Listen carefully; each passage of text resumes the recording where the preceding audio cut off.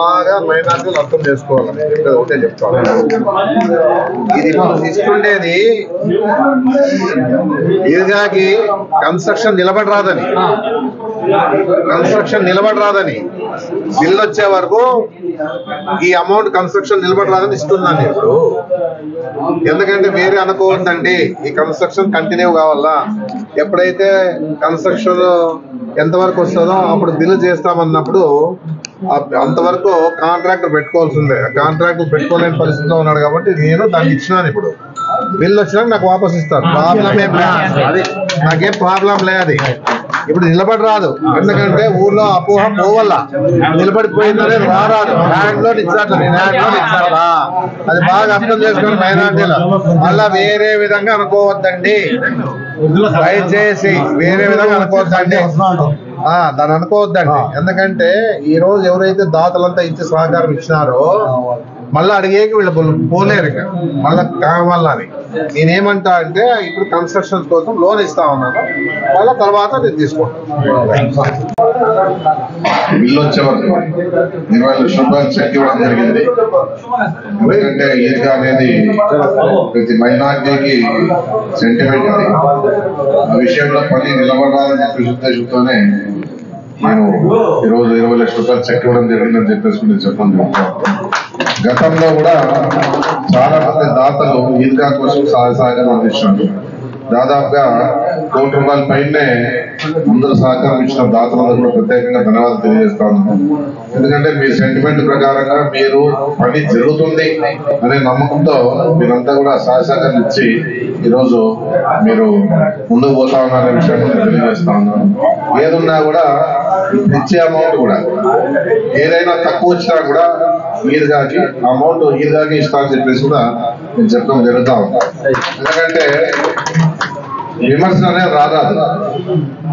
ఎందుకంటే కాంట్రాక్ట్ పరంగా అంటే ఎస్టిమేషన్ పరంగా ఇంత హైట్ వచ్చిన తర్వాత మేము బిల్లు పెట్టాలి. అందుకే అంతవరకు మా తోడు ఉంటుంది, ఖచ్చితంగా దాన్ని జరుపుతాము, ఇచ్చిన మాట నిలబెట్టుకుంటాము, ఎలాంటి సమస్య లేదు. ఎందుకంటే చాలా మందికి అపోహ జరుగుతుందా లేదా, గవర్నమెంట్ డబ్బులు వస్తాయా లేదా. గవర్నమెంట్ డబ్బులు వచ్చినా రాకపోయినా నా బాధ్యతను చెప్పినాను, అదే బాధ్యత తీసుకొని ముందుకు పోతానని చెప్పేసి నేను చెప్పడం జరుగుతూ ఉంది. ఏదన్నా ఈరోజు సంతోషంగా కార్యక్రమాన్ని మీ అందరి సమక్షంలో మైనార్టీ సమక్షంలో చెక్ అందడం జరుగుతుంది. పెద్దలు కాజీ సార్ ఉన్నారు, కదీర్ సార్ ఉన్నారు, ఇంకా మిగతా పెద్దలంతా కూడా ఈరోజు వచ్చిన వాళ్ళ సమక్షంలోనే కార్యక్రమాన్ని అందిస్తా ఉన్నాం. ఏ విధంగా కూడా ₹1 కూడా ఫ్రాడ్ కాకుండా పని జరుగుతుంది, ఎలాంటి సమస్య లేదు. ఎందుకంటే ఎక్కడ కూడా ఈ విధంగా ఉండే ఈద్గా ఇక్కడ ఉండాలని చెప్పేసి ఉద్దేశంతో ప్రయత్నాలని చెప్పేసి కూడా నేను చెప్పడం జరుగుతాను. అదే కోరిక మైనార్టీ కూడా చెప్పేసి చెప్పడం జరుగుతుంది. ఎందుకంటే ఎక్కడ ఉండాలని చెప్పేసి ఉద్దేశంతో కర్ణాటక వాళ్ళని తర్వాత చెన్నై వాళ్ళని పిలిపించి చెన్నై శిల్పి కర్ణాటక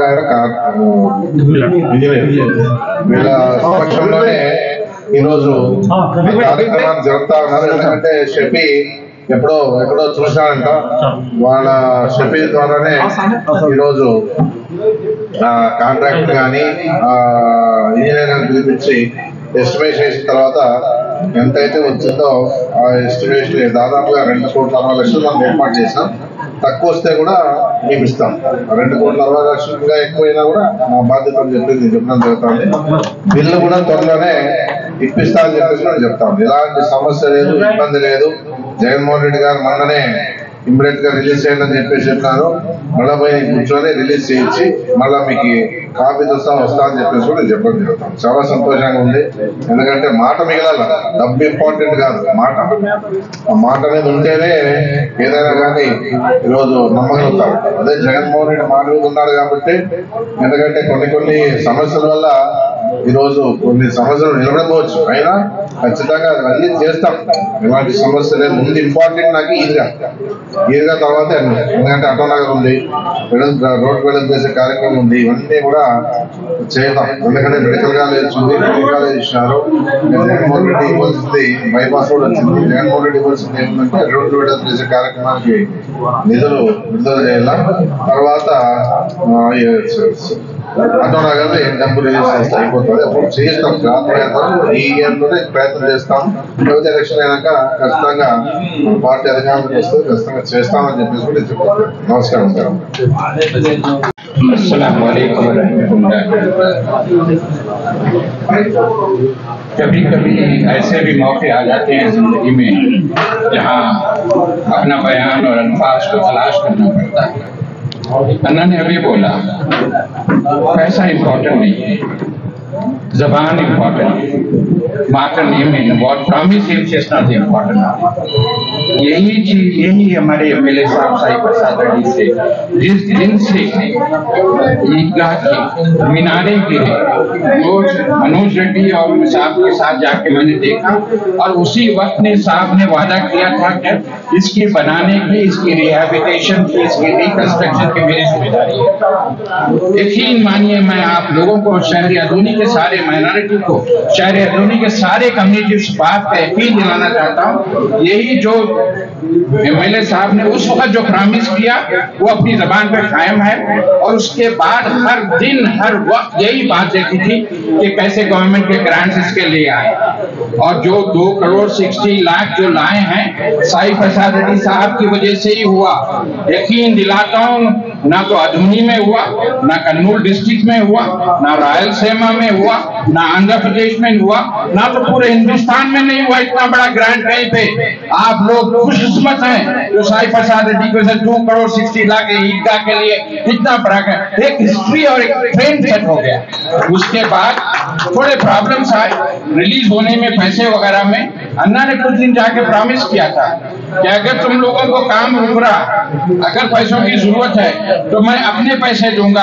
आज का दिन वो मुबारक दिन है, साई प्रसाद रेड्डी अपने पैसे अपने हाथों से कमेटी के जिम्मेदारान हजरात को दे दिया और ये भी कहा अगर आप लोगों को पैसों की और जरूरत है, कहीं काम रुकता है, मैं यहाँ पर हूँ, मेरी ये जिम्मेदारी है ईदगाह का काम पूरा करना।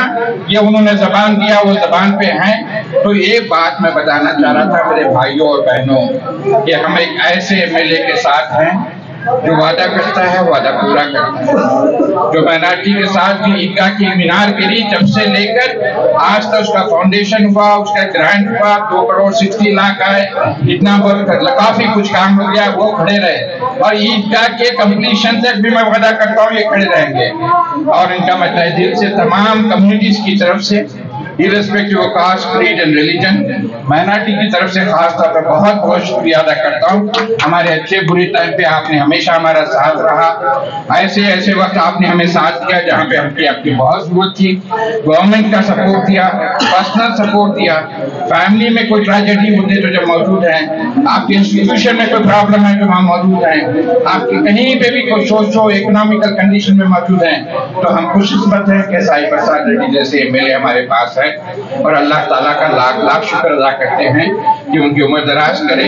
इसी तरह ना माइनॉरिटी का नहीं, सारे जितने भी कम्युनिटीज का वो ख्याल रखते हैं, ऐसे ही कंटिन्यू करें और हम भी इंशाल्लाह उनका हर तरह साथ देने के लिए।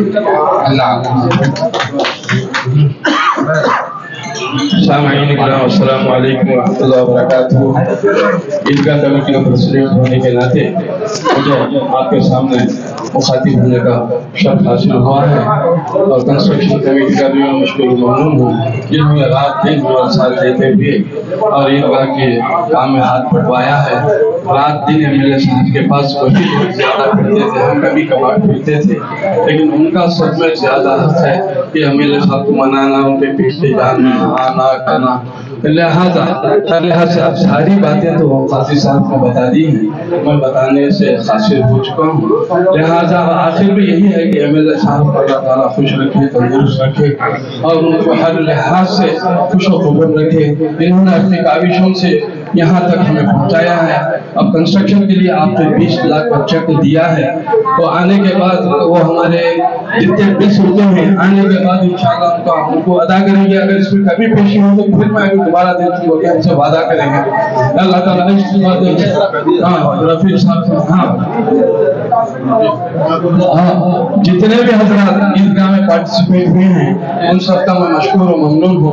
लिहाजा चंदा देने वाले हजरात का भी तो नहीं दिए हैं, जो दुआएं दी हैं, जो हमारे साथी हैं, उन सब का मैं मशहूर ममनून हूँ। आखिर में तहे दिल से अब्दुल्ला साहब का, हाज़िरीन जमात का मशहूर ममनून और शुक्रिया अदा करते हुए मैं अपनी जगह देना चाहता हूँ। अस्सलामु अलैकुम व रहमतुल्लाहि व बरकातहू।